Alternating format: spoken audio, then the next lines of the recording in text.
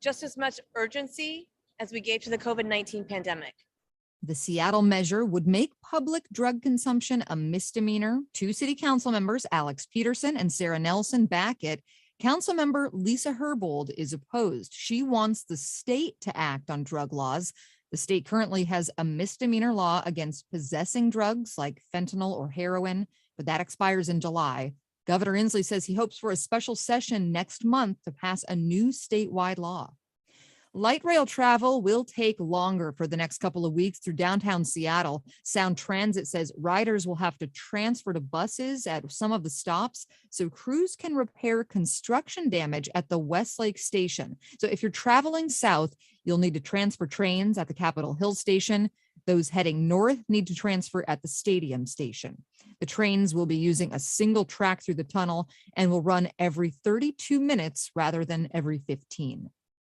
And the King County Library System is going to stop charging late fees for overdue items. This will kick in May 9th.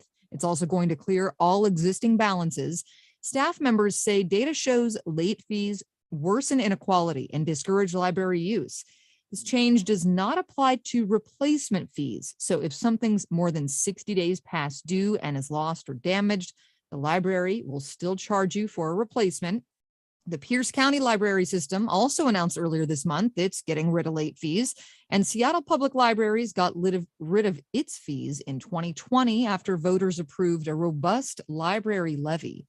Highs in the mid-70s this afternoon in Seattle. This is KUOW. Support for NPR comes from NPR stations. Other contributors include Indeed, a hiring platform committed to helping businesses of all sizes. Businesses can invite candidates to apply, then schedule and conduct interviews in one place. Indeed.com/NPR. Welcome to Friday. Welcome to KUOW's Week in Review. I'm your host, Bill Radke. Here's one way to decriminalize drugs. Don't have your votes lined up. We'll talk about that. We'll also catch you up on the guns and the trees and maybe the chimpanzees as we discuss what happened this week and what it means with my panel. Seattle Channel host and producer Brian Callanan. Hi, Brian. Hey, good to be here, Bill. PubliCola co-founder and publisher Erica Barnett. Welcome back, Erica. Thanks, Bill. And KUOW politics reporter David Hyde. Thanks for coming, David. Thanks, Bill. And you can watch this show. You can stream it on YouTube and Facebook. So why not? Let's begin with our first topic of the week. As we've been telling you for 2 years, our state felony drug possession law got overturned in court. Suddenly you couldn't be convicted just for having an illegal drug. Our state legislature responded with a quick fix. They temporarily made possession a misdemeanor until they worked out a new law that includes addiction treatment and diverting people away from prison. And the lawmakers spent an entire legislative session working on this. And in the final hours of the session, Sunday night, KUOW's Olympia correspondent Jeannie Lindsay watched as the majority Democrats realized they didn't have the votes to pass their compromise bill. For how much lawmakers negotiated that, how much they talked about it, how much folks have said this has to be addressed this year, for it to not pass in the final hours of the session was pretty shocking. You know, I was up in the House on the floor watching the vote happen, and I had to consciously remind myself to close my mouth because it was nothing short of jaw-dropping to witness. Jaw-dropping, Brian. Why did they not have the votes? It's a great question, Bill. I think this went back and forth so much during the session here that originally we saw in the House that they wanted a misdemeanor, went over to the Senate. It became this gross misdemeanor. The House said, nope, we're going to make it this misdemeanor. And that's where the acrimony really started here. And so I think with this push to, okay, we're going to make this a gross misdemeanor, it was a last second type deal. They really didn't get this legislation, this new version in their hands until Saturday night late. And so it was this kind of 24-hour turnaround or less. And the interesting thing to me was the Democrats were not there. 15 Democrats did not vote for this, and 3 Republicans who actually supported that gross misdemeanor beforehand, the first time around, they didn't support it the second time around. So this got really confusing really quickly. So it just didn't add up with any of the votes. And we heard it from Governor Inslee on Sunday. He said we didn't have the votes, and that's why he hasn't pushed for this special session just yet, in my opinion, because I don't think that he knows that he has the votes just yet, or the Democrats have the votes just yet to push this through. So I think that's the big test ahead here. Yeah, I mean, this is a really interesting situation because if the legislature doesn't come back in special session and doesn't pass some kind of law, we could be facing a patchwork of local laws. Already a lot of local cities in King County are proposing laws. Des Moines, Kent have proposed laws that would turn it into a gross misdemeanor and do other things. Des Moines the mayor wants to make paraphernalia illegal, right. Stuff like that. So real kind of returning to the drug war Paraphernalia, stuff. like the foil that you Well, use that's to the thing, right? I mean, I think that's a very kind of drug war mentality and a very, I don't know, 90s mentality when you're thinking of like, quote unquote crack pipes or, meth pipes, things like that. But yeah, I mean, how do you make foil illegal? How do you make lighters illegal? So there's just, there's a lot of sort of panic in cities and that's happening right now. I mean, I hope that they will figure out a way to at least extend the existing law so we don't have the situation where there's just sort of chaos and, this, city by city passage of laws that are going to be different in every city. Let me ask about chaos, because we're used to laws being different from one city to another. So what is so zany and chaotic about that? Well, I mean, if it's a hodgepodge, Eric is getting at it. If you've got Democrats who are concerned about it being a misdemeanor, let alone a gross misdemeanor, what do you think is going to happen in like Republic or other parts of the state when it becomes this hodgepodge? If you don't want the war on drugs, you're going to get the war on drugs on steroids. Okay, so it's not really a chaos problem. It's just that you would like the state to reduce the penalizing, and this is allowing some places to up the penalty. Well, there's also a political problem on top of that. I think obviously for Democrats, Republicans are making hay already off of this, basically suggesting that like all the entire drug crisis can now be kind of blamed on Democrats. And so that's part of the reason why Governor Inslee and Democrats want to get back into special session, is to do something about that political problem. I think about, though, you look down in Oregon where they actually passed a measure in 2020, voters did, to say, all right, small amounts of any type of drug, basically, we're not going to prosecute for that. So they decriminalized a good portion of them. And I think the jury's still out on that. And so are we going to full decriminalization? Washington State clearly isn't ready for that. I think we saw that in the legislature, but I do think a lot of people are keeping an eye on what's going on in Oregon right now as this happens, because with that low level decriminalization, they've helped tens of thousands of people from what I understand. But it is one of these situations where they haven't figured out a way to actually deliver these services properly. So they have seen overdose deaths actually rise in Oregon. So the actual problem they were trying to solve, did it solve it in Oregon? I'm not quite sure, but I think this is part of the discussion too, part of the background on this. And it's been a political problem for Democrats down in Oregon. And it's not clear to me that same law would necessarily pass today. Yeah. Back in Seattle, I thought it was really interesting. There was an announcement yesterday from Ann Davison, city attorney, and 2 city council members that they're going to try to make public possession of drugs illegal, or sorry, public, not possession, but public use of drugs illegal. And that is regardless of what happens at the state level. What was really notable to me about that is that they did not propose anything about possession of drugs, which they could have. Reagan Dunn, King County Council, Republican, has proposed making possession of drugs illegal in King County. Ann Davison, the Republican city attorney, has not proposed that. And I think that, this idea of recriminalizing public use of drugs is more symbolic than it is something that's going to be actually impactful. I think it's a way of the city saying, we're going to, quote unquote, do something about this. We're not going to be soft on crime. But in reality, I mean, we don't enforce that, right? What's that? The city wouldn't enforce that, would they? Exactly. I mean, that's the thing. I mean, the idea is, we're giving SPD all these new tools, by giving them the authority to essentially go out and arrest people for using fentanyl in public. But of course, that can't happen on a massive scale, because first of all, SPD is down 30% from where they say they want to be. And purportedly there's an announcement a couple of weeks ago that they're going to be focusing on trafficking and on high level drug dealing. So you're not going to see SPD out there, I don't think, cracking down on people who are just bent over, on the sidewalk. nor is there space in the jail to accommodate people. I mean, we're not arresting and we're not prosecuting for these misdemeanors now, and that's not going to change just because, you know, Ann Davison made an announcement. And I think that everybody making that announcement is well aware of that. Yeah, I mean, I think it was interesting to see Mayor Harrell's response. We got a 3-paragraph, nearly 300-word response, none of which said what he was going to do. Would he support this or would he be against it? And I think that's the heart of the political tension, both in the city of Seattle and at the state level.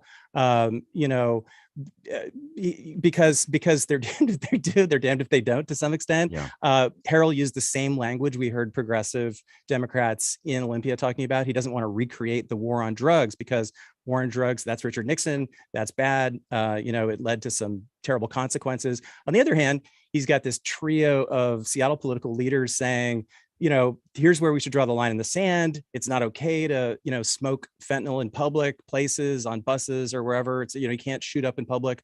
This is where the mayor, you know, really needs to act. And I'm sure the mayor's got voices, you know, in the other side of his ear, basically saying, yeah, you need to do this because you talked about cleaning up downtown. You talked about revitalizing downtown. So it'd be really interesting to see, you know, if the mayor does have to make a decision, Well, of course, which side he's on. If it comes down to yes or no, of course he's going to say yes. But I got to say, in terms of actually bringing it to the point where it actually becomes a city ordinance, I mean, that's the issue here. That's the process that has to go forward.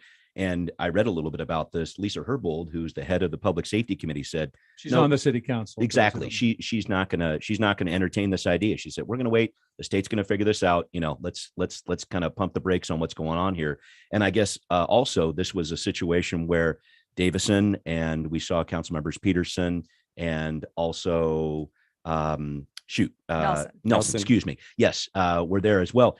They didn't really consult the police department in coming up with this new idea for this law. And I thought that was interesting. I mean, it feels like a little bit of a show in some ways to come out and say these types of things, knowing that council that I don't know if they have the full council to support to do something like this. And I don't know if they have police support either, because in terms of the tools they need, is this something they really need? Would this help them in some way? I'm not sure about that. Oh, I think that if it actually, you know, comes down to it, I'm terrible at predictions, but my prediction is that this will pass, in part because it is not terrifically impactful. That helps pass things. I spoke with Allison Holcomb about it. Yeah. Big, you know, drug ACLU reformer, ACLU. She's basically a big reason why we've got legal recreational weed in Washington State. Yep.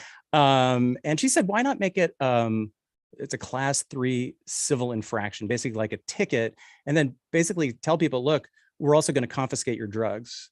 And if you're suffering from, you know, addiction to fentanyl or whatever it is, the last thing you want is for somebody to confiscate your drugs. So in a weird way, that wouldn't be symbolic, even though we're talking about kind of visible. It wouldn't be helpful either. Well, that's a secondary question, but you know, I'm wondering if that's the route that the council might end up taking. So just because I'm hearing it from Allison Holcomb, you know, there's something less than a misdemeanor that they could do. And right now, you know, they could be confiscating people's drugs if they wanted to.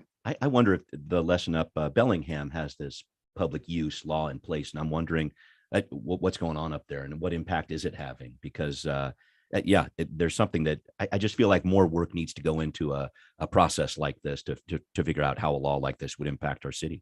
Yeah. And I think it's just saying what all of us, I think, in Seattle probably agree to, which is that, you know, it's not good to have people smoking fentanyl on buses. It doesn't, you know, just for one example, it doesn't improve transit ridership. People don't want to be on the buses. So but it doesn't present a solution to that problem, really. And I don't think that the idea of snatching people's drugs and as a punishment is going to solve anything either. It's not what inspires people to get into treatment.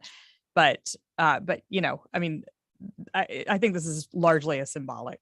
Yeah. measure. So will there be a patchwork of laws, or is the state just going to go into a special session and fix this sooner than anything would have changed anyway?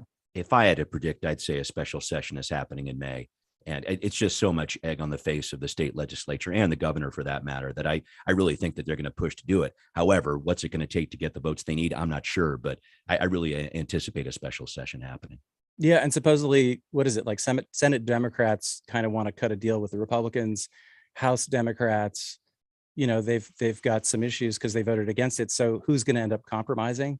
We don't know. We know they probably have a special session, but are they actually going to find a way to agree on this when there's that sort of war on drugs tension, I think, at the heart of the Democratic Party over this issue. You had me at they've got some issues. That's Well, definitely true. would they even call a special session before knowing they have the votes for exactly what they know they're going to do? I don't think so. I mean, it would be a pretty short special session, right? I mean, if they knew that they had the votes, but I think that's what's going on behind the scenes right now. It has to be in different chambers in Olympia. Is there, real quick, is there a possibility that they will just extend the existing law? I mean, would that be, kick the can down the road another year or two? I guess, but that would still require a special session to go into place to make that happen. Right. So yeah, but that's a possibility. I hadn't thought that one through, but I think that's I don't know. From what I've heard from law enforcement, from people who do treatment, et cetera, nobody really likes the situation that's going on right now. It's not helping people. And I think something needs to change.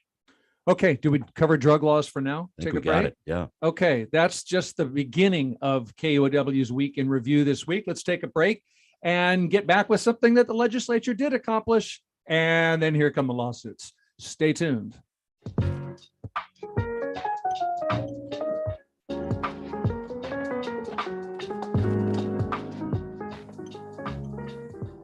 Support for KUOW comes from Amazon, partnering with Seattle and Bellevue Public Schools to provide direct funding for urgent needs like food, clothing, and school supplies for students and families in need through its Right Now Needs Fund.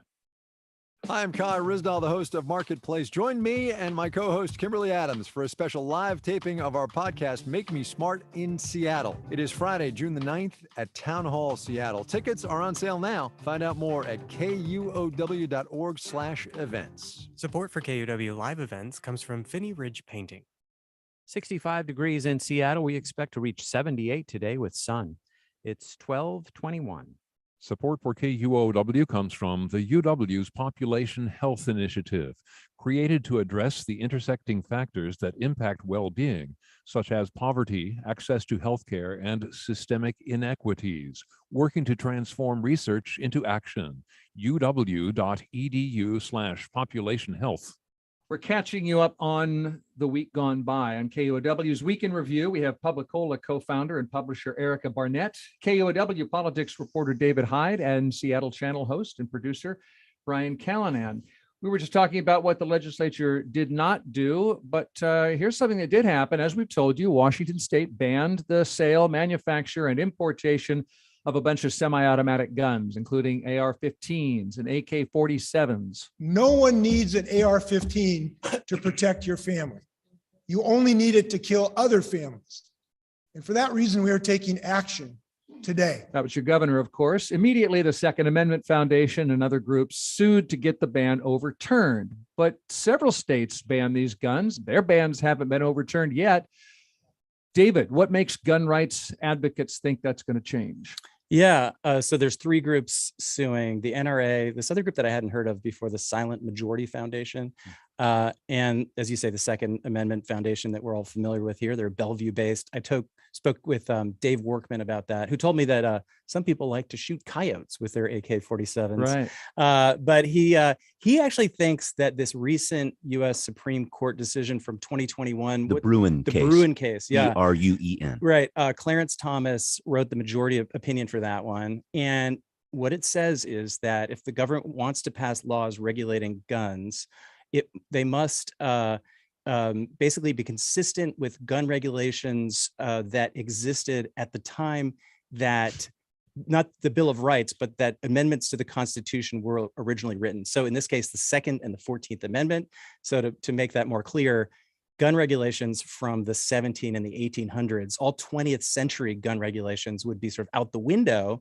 This is the new bar, according to the U.S. Supreme Court. And I did speak to a law professor yesterday, Adam Winkler, I think his name is, who was walking me through some of that. And so that's the question, I think, maybe is there anything in this law that's consistent with 19th century gun regulations or 18th century gun regulations? I asked Bob Ferguson, Attorney General Bob Ferguson, who said he's going to defend this in court. He's been successful in all of his lawsuits that have been brought by the Second Amendment Foundation and the NRA in the past. He's confident that he's going to win this one, but he didn't answer my question about, is this consistent with, ancient, it's not ancient, 19th century gun laws? George, I got it. I don't I am not a legal scholar, David, but I've heard some different opinions. But you play this one on the radio. Yeah, right. I play one on TV. It's one of these situations where I think both sides are interpreting the Bruin decision in a different way. You've got the Second Amendment folks saying, see, you got to base it back in this part of history. But I think you'll see from some of the people who support gun control, they're saying, okay, historical precedent, that means, and they've opened it up, I think, in some different ways, such that they believe that they would have a good case here, even with the Bruin situation involved. And I think there's some nuances to the legal case that, again, I don't know all the details of it. I think it'll be a very interesting fight that we're going to see at the state and potentially national level here if it does go to the Supreme Court, and I anticipate that it might. But yeah, I know Bob Ferguson feels very confident about this one. And like you say, he hasn't lost before to the NRA. Yeah, this is not a story I have covered. I've been relying on your coverage, David, but I do want to go back to the coyotes. Yeah, right. So Yes, I mean, you do as because you're as a coyote hunter yourself. as the governor said in his sort of inimitable, worked up way, just to paraphrase, why does anyone think that they need these guns? And I think that I come from a gun family. And I have shot an AR-15, Wow. and I do not think anybody needs these guns. And I think that, people, there's a really interesting interview that Terry Gross did with a Washington Post reporter last week or this week about the history of the AR-15 and kind of how it was marketed. Originally the gun lobby really didn't like it. Because it's not good for hunting. It's not good for defending yourself in your house. You might want a handgun for that and a rifle for hunting. But there was this kind of like masculinity marketing that happened that was very, very effective. That was like, you can be like the guys in the military, or you can be like a cop, and, defend your castle. Couch commando culture. Exactly. And I think people are very susceptible to marketing, and, for perhaps particularly around gender and masculinity and, crap like that. And, but I think if you actually look at the usability and the use of these weapons, I mean, they are not useful for, they rip people to shreds. They rip children to shreds, and, and they rip animals to shreds if you're going to try to hunt with them. And so it's more of a status symbol and a sort of political statement than, any of the stuff that any of these gun rights groups are claiming. Sorry, go ahead. No, I was going to, just the advertising piece is a huge part of this, because included in this law is not only the ban of sales, but it's also allowing people the ability to sue gun manufacturers and sellers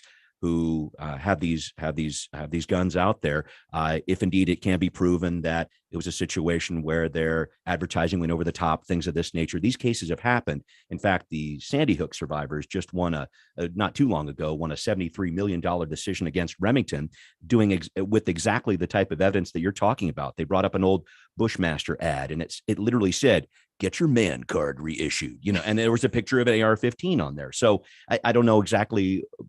I do know exactly what that means. I know what they're selling there, and it just has turned into a symbol of so many different people who really, really say, "Don't take my guns ever." And one of the saddest ones I saw was an ad for an AR Junior, meaning like have a gun just like your dad type thing. I mean, not live or anything like that, but it was a toy. And I don't know. I'm wondering what. Something needs to change with this, and I'm hoping that there can be some. I hope maybe this is going to come out in court. Some of these different pieces here that we can try to have a level-headed discussion about it. Two questions then. We've talked about public opinion moving. Washington State has been proposing this gun ban for a long time. It finally happens. Any chance of a tweaking of the Second Amendment in Congress? And number two, if another lawsuit, another ban, another regulation falls because it didn't work for the 18th century, then will people try to legalize bazookas and flamethrowers that didn't exist in the 18th century? Anybody want to comment, or should I move on? I would just say, like, and in response to that, and also what everybody else was saying, is that, it is a political problem. And, while all the stuff that Erica was saying about, gun marketing and the kind of cultural resonance of these guns and et cetera, it's probably true. I'm not sure that, and it's going to resonate with our audience here, perhaps in the greater Seattle area. I don't know how well that's going to play in Republic. And I think that ultimately these kinds of political problems may involve figuring out how you get this entire country to agree about sensible gun regulations. I mean, I'm from Canada originally, so I don't get any of this, but I would just say, like, you gotta convince people in Eastern Washington that there's some kind of reasonable gun regulations to get anywhere. Not in this state, it's a blue state. I just mean symbolically, nationally, to get the Second Amendment changed. Obviously, that's kind of what you're gonna have to do in a really divided country.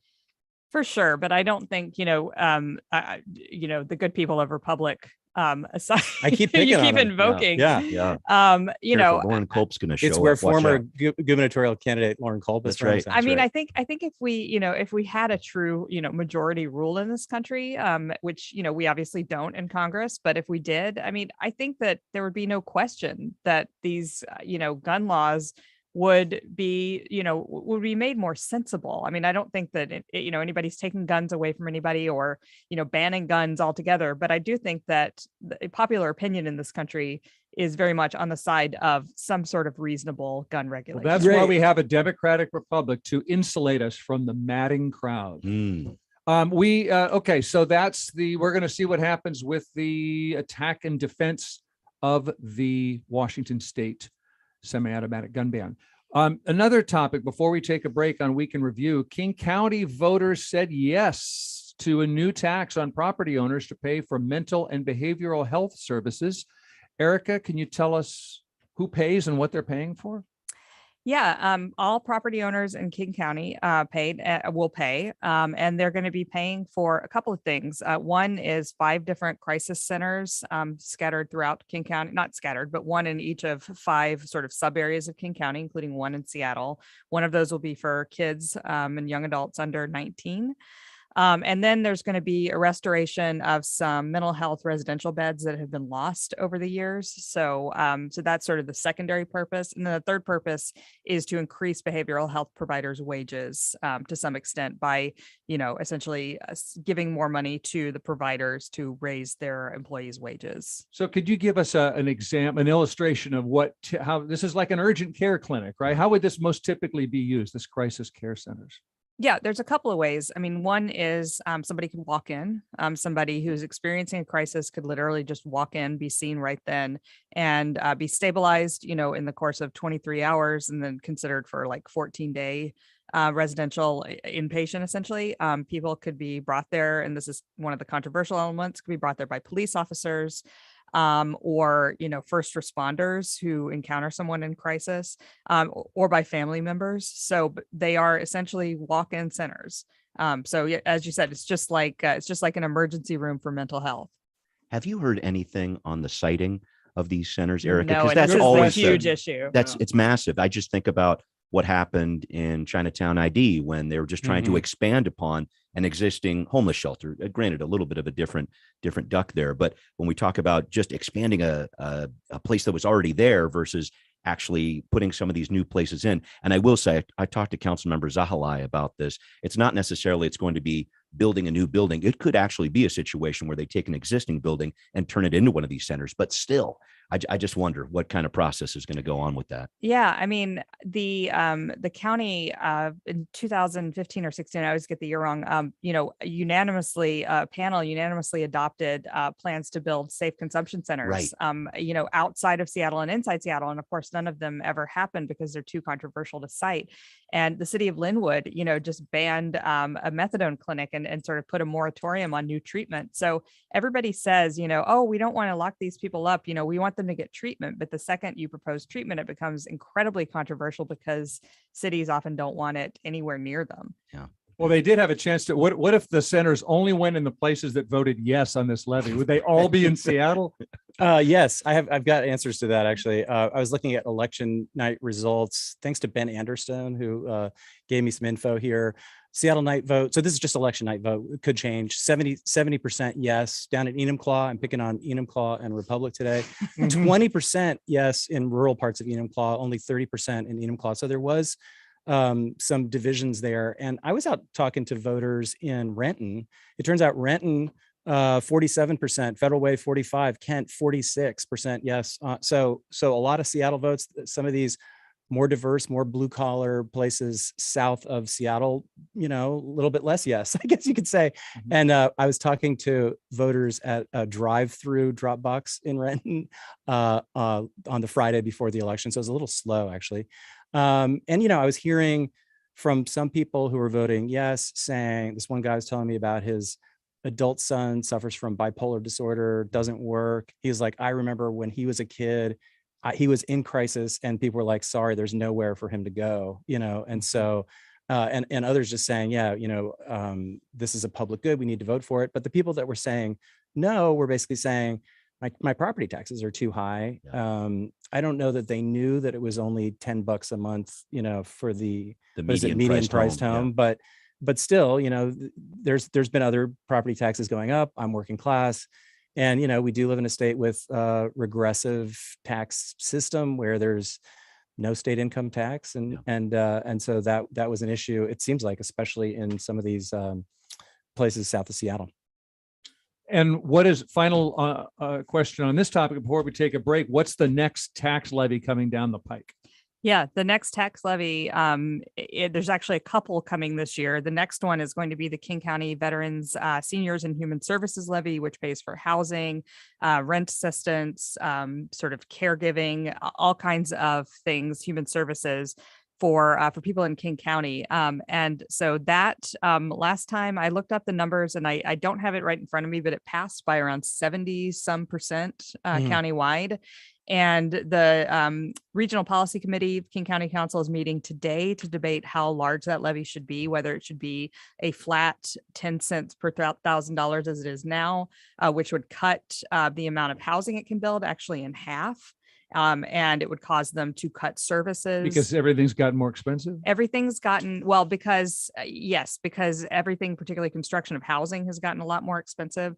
And inflation in the last 7 years has been out of control. So it would effectively mean a cut. And so they're debating, on this tax issue that David mentioned, is it too onerous to, raise it to 12 cents? I mean, that's basically the highest that they're even considering, which wouldn't be a replacement. So that debate is happening right now, and their county council is likely going to vote next week on that. They have to do it by May 12th. So, right. And that'll be on the ballot in August. And then, of course, the housing levy in November. Yeah, the Seattle housing levy in November, which they're working on right now. The Finance and Housing Committee of the Seattle City Council is devoting its entire agenda to figuring out exactly what to do with that housing levy and where to set it. They're talking about some big numbers there. Could triple, I've heard. So we'll see where that one goes. And if you hear housing levy, you might think, what, didn't we just do like a social housing levy? We're going to talk about that. And then an alternative to housing would be shelter. That kind of blew up in a way that Erica will tell us. We'll take a break and come right back with more of KUOW's Week in Review.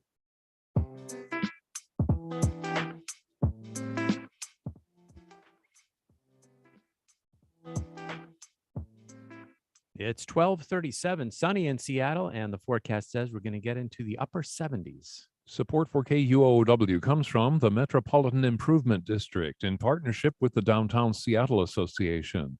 Property owners within the Metropolitan Improvement District are focused on keeping downtown Seattle clean, safe, and welcoming 7 days a week. Learn more at downtownseattle.org/mid. I'm James Menendez, host of BBC NewsHour. Today, the chairman of the BBC, Richard Sharp, has resigned after an independent report found he breached the code for public appointments. Also, the WHO tells us the situation for healthcare in Sudan is now catastrophic because of the fighting. You'll hear those stories and a whole lot more today on BBC NewsHour. It begins at 1 p.m. right after Week in Review. Support for KUOW comes from Finney Ridge Painting, dedicated to quality workmanship and attention to detail. Now booking carpentry projects, including decks, fences, custom wood storm windows, and interior built-ins. FinneyRidgePainting.com, professional painting with a personal touch. Since you're listening to KUOW's Week in Review, you don't need YouTube and Facebook, but we're there. Some of you are with us online watching the show. Just search KUOW Public Radio. Let us talk. We're playing the hits on Week in Review this week. We've done drugs. We've done guns. Let's do housing. One of the ways we've tried to get people indoors is by using hotels as shelters. They can get your own room and a door that locks and a bathroom. Erica, one hotel-based program suddenly announced it was out of money and hundreds of families might have to be turned back onto the street. What happened? Well, I will just to toot my own horn a tiny bit here. They didn't announce it, but I've been reporting on it for the last couple weeks, and so basically, there's a group called the Lived Experience Coalition, which is a group of homeless and formerly homeless advocates that now play a role in deciding policy for the Regional Homelessness Authority. They got a little over $1 million to put people in hotels, and we're doing that kind of through the end of through the last big freeze up until right now. And they ran out of money at the end of March. And so there's been a scramble to figure out where people can go, how to fund the hotels, and what to do about it. But also a lot of debate at the Regional Homelessness Authority about who's to blame. I think the Homelessness Authority would really like to say that the LEC, the Lived Experience Coalition, is solely to blame for this, along with its fiscal sponsor, Building Changes. I'm sorry, I know this is a lot of different groups I'm naming, but the Homelessness Authority, which is a government entity, knew about these hotels back in at least by February, and was putting people in them themselves. And so there's going to be an audit and investigation. And meanwhile, we still have people living in these hotels, maybe 100 people who are trying to, who the authority is now trying to find places for them to go. And then last thing, this week, I reported that the state actually was able to bail out the Homelessness Authority. They allocated $6 million to from underspent funding to essentially pay for these hotels through the end of June. Probably a slush fund. They can just do that. I mean, it's not exactly a slush fund. It's money that the authority didn't spend on another purpose that's unrelated to this. And so they said, okay, you can take that money that would have ordinarily gone back to the state and you can spend it on these hotels. Now, it's a lot of money. So I don't know if they're planning to spend all of it, or they have not told me what their plan is yet. And they say they don't exactly know. Okay. But that's the plan, is to keep them in the hotels until they can find placements for them. But not sustain it going into the future. Doesn't look like a long-term plan with these. No, because the hotels are sort of just hotels. I mean, they're not really a program in the sense of like intensive, case management, the way that like the Public Defender Association does. It's just, it's hotels with some case management by LEC folks. And now the LEC is out of it. So, when you put people in hotel rooms and don't provide like a lot of services and start working to get them into housing or, some other option right away, it's, they're just sitting in hotels. But better than other alternatives, right? It is. And a lot of the people that are in these hotels are people that, have severe problems. A lot of people fleeing domestic violence, families with children. There's a number of amputees, people with severe drug addiction and mental health issues. So yeah, probably better to be inside, but I mean, that's not a sustainable model. These are just private hotels that are renting these rooms, and the price of the rooms keeps going up. So if I understood your reporting right, Erica, at its peak, this hotel shelter program was spending more than $1 million a month to pay for about 250 hotel rooms. Correct. So that's $4,000 a month, right? Yeah, for a shelter. That makes sense. And that wasn't enough money even, apparently. So the listener might be wondering, is this was underfunded, or there was waste, or there was fraud, or what's the lesson here? Well, I don't think we know yet. I mean, big picture, pulling back from the details that they're going to get to in the audit, I think the lesson is, don't give money. Like the KCRHA is supposed to be an organization that King County Regional Homelessness Authority. Yes, the Homelessness Authority is supposed to be the organization that consolidates all homeless services and is on top of everything. And so I think the lesson, for me, is not like, don't give money to this particular group or this particular group screwed up. It's more, why wasn't the KCRHA on top of this? Because they should have known. And so if I was them, I would be looking inward rather than outward to see what the failures were at this institutional level of this government agency that has more than 100 employees. as opposed to looking at this group of, homeless and formerly homeless advocates and saying, what did they do wrong and how can we dissociate ourselves from them, which I'm afraid is where this is going.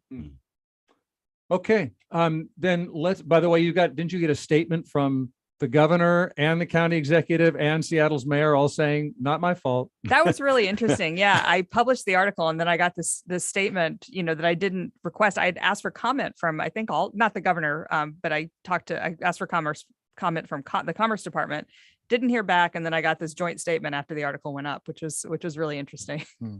Since we're talking housing and we were talking about a housing levy a moment ago, it's been couple of months since Seattle voted to create a new public development authority to build and buy and manage public housing. Brian, do you have an update? Yeah, we're talking about social housing here, and 57% of Seattleites said yes to this back in February. So as of this week, the 13 members of the board, the governing board, basically, that will oversee this PDA, the Public Development Authority, they are in place now. They're going to start meeting next month. And when you talk about the speed of government, that's light speed to put together something like that. So I'm interested to see what happens there. The funding piece of this, I think, is still the big question. So we also learned this week, just after Sunday, that $200,000 to start up the Public Development Authority was gleaned from the state. So $200,000 is what they received. In terms of what the state was asking for, it was closer to $800,000. Representative Frank Chop was leading this effort, only got $200,000. So I think that's going to start things for the Public Development Authority here, but they definitely need some more dollars to bring on people like executives to run this PDA. They need to make sure they have office space, things of this nature. So the city of Seattle is supposed to be working with this new Public Development Authority to make sure that they have what they need. They've got this $200,000, but basically this was a vote that happened after the budget deliberations of last year. And so we're going to have to wait through this fall, from what I understand, for the Seattle City Council to make some decisions to see how they're going to at least fund this thing to start. In the future, it's supposed to pay for itself with rent, et cetera, but it's a bit of a rocky start to people it. Who can afford more rent would be subsidizing people who That's can a piece afford of it, yeah. less rent, right? I have a question about that because Erica had written about that piece of it. And the Seattle Times said it doesn't pencil out, and PubliCola said it does pencil out. Or there was an tell me a little bit about that. Yeah. There was an editorial by House Our Neighbors that said it will pencil out. I think nobody knows if it pencils out yet because there's nothing to pencil out. I mean, none of this has been costed out. We haven't even bought the pencils. Yeah, exactly. Good, well put. I mean, so we don't know exactly what it's going to look like, and I think they also asked the city for a supplemental budget increase, and the mayor Bruce Harrell said no way. Yeah. So, but $200,000 for the rest of the year, it seems it'll get there. It'll probably get them there as a start, and we'll see what the council I just does. think it's interesting to see it in the context of the housing levy that's going on, because there's so much talk about housing, the amount of money that the city of Seattle is already investing in its city budget in affordable housing, close to $500 million over the next couple of years here. So I like seeing all these investments in terms of what we need here, but I do think it can get a little confusing for the average person out there. What am I voting for, and how's this going to work? Well, and how is it different from other affordable housing, other social housing? I know I'm a politics reporter, but if you ask me that question, I might have a harder time than Erica would explain that, or you.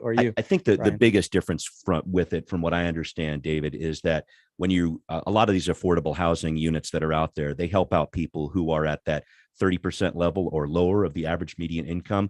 With this measure, with 135, that actually goes up to 120% of area median income. So they are trying to attract people of many different levels. And I got to say, housing is an issue for people of all income levels in this city. And I think this is at least partially a response to that. Yeah. And I mean, with the housing levy, we actually just build new housing. The idea, and it is, as Brian said, it's mostly for very low income people. With this, the idea is maybe they could buy some housing, and it's also that it would be, subsidized, that the people at 120% would be paying, full market rent, and that the people down at 30% or 0% or 50% would be paying less, and it would all kind of work out. But as you said, we don't know if it pencils. So is that similar to what we have in New Horizons or those other sorry, go ahead, Bill. Okay, here's another question. I don't know the answer. Yeah, okay. We're doing all this home building. Our leaders are densifying the city. Does that mean we are definitely going to lose a lot of trees? Are we no longer going to be the Emerald City What's the color of new apartment buildings? The burnt orange city? Well, hopefully green, but this is Okay. something that the council's been working on this week.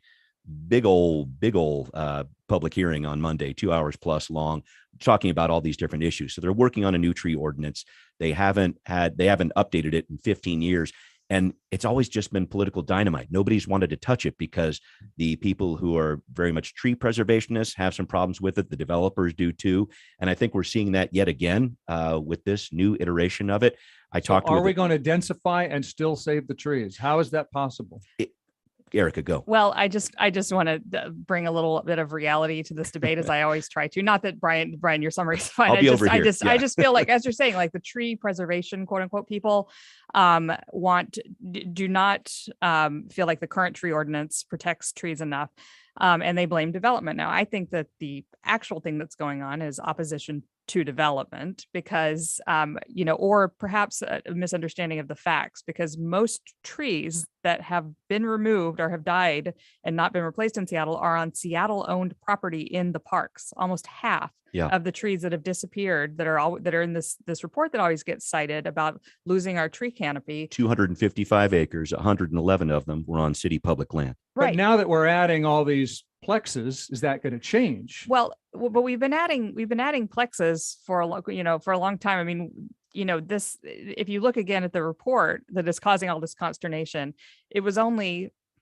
of all the trees that were lost, 7% were due to were related to development, not necessarily due to development in single family areas, and another 5 or 6% in multifamily areas. So we're That's talking not about to zoom up with densifying. Well, I mean, we can have a whole conversation about Okay. that. I don't think that's going to result in a huge amount of new density. Okay. But I mean, I just think that if we actually wanted to focus on trees, what we would do is we would start planting trees and require the city to replace the trees that die due to, neglect, climate change, weather events, whatever, and the Why do we trees do that they that? remove. Well, because that would cost the city money, and just putting it all on developers and blaming developers is an easy way to say. And also because I don't think this is entirely about trees. I think this is partly about, protecting exclusive single family neighborhoods, because the trees that get the most attention are the ones in people's lawns, in private yards. Mm-hmm. And so, if we're going to focus entirely on that, it absolves the city of like having a tree planting program that's really robust, and it puts it on developers to say, you guys, if you want to remove trees, you have to pay for the city to plant trees somewhere else.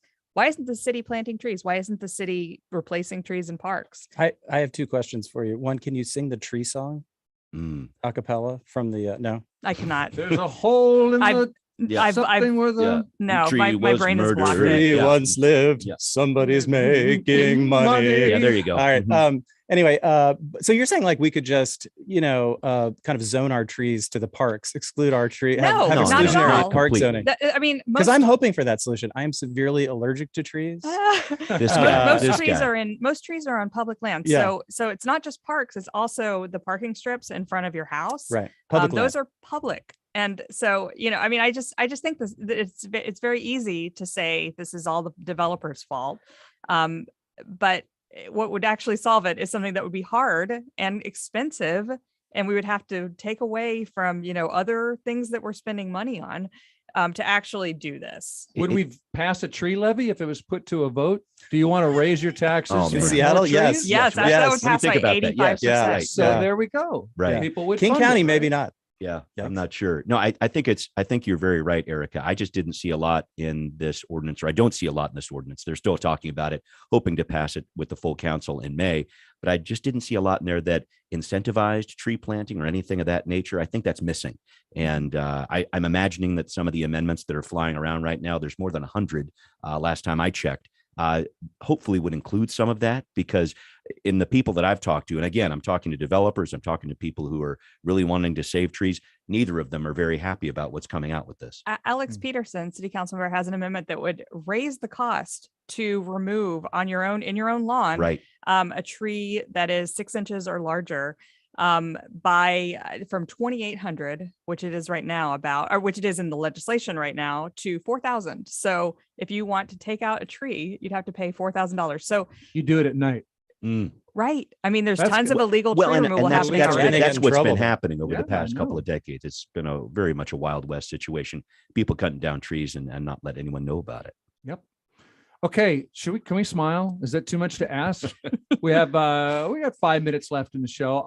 I have an update on 2 weeks ago. In fact, you were here, Brian. Okay. I told our listeners that our state legislature is making hotels phase out their little shampoo bottles because they're too little to work in the recycling plants. They fall through the filters. And I was telling our panel that my family uses shampoo that doesn't come in a bottle. It's just like a bar of soap. Have you used the shampoo? Yeah, it's a shampoo bar. It sits in your shower. Mike, why are you shaking your head? I haven't even told you about the lather. You Tell us about the lather. You get your hair wet and you just rub like soap. In fact, what else could be done without the bottle? Like deodorant bars would cause an extra mess. What are we doing? Oh, come listen, on. We're jumping off the rails. Okay, Yeah. no, I'm not. Okay, maybe not deodorant bars, but what could we do? I got some emails, helpful emails from listeners. Number one, laundry detergent sheets, which I was already using. I'd totally forgotten about. Just use those. They're fine. Trust me, they're fine. Number two, deodorant in a cardboard tube instead of plastic, which we bought, and it's fine. It's called Smarty Pits. It is the version we got is expensive. It was like $13 for a stick because it's at the little boutique store where we can walk to. And so we're kind of supporting that business. That's a lot of money. But also finally, toothpaste pellets. The toothpaste tube scene in my kid's bathroom is like Sweeney Todd of, it's just a wreck. And they just arrived. I haven't had a chance. Talked to my wife. She used them this morning. Said they're great. She sold no more toothpaste tubes, $15 for 60 pellets, that's a month if you brush twice a day. And so there's some ideas. I'm updating you. I love a shampoo bar. Love a shampoo Have bar. you used You it? use the bar? Yes. It's so Oh my great. God. They're so wonderful. Yep.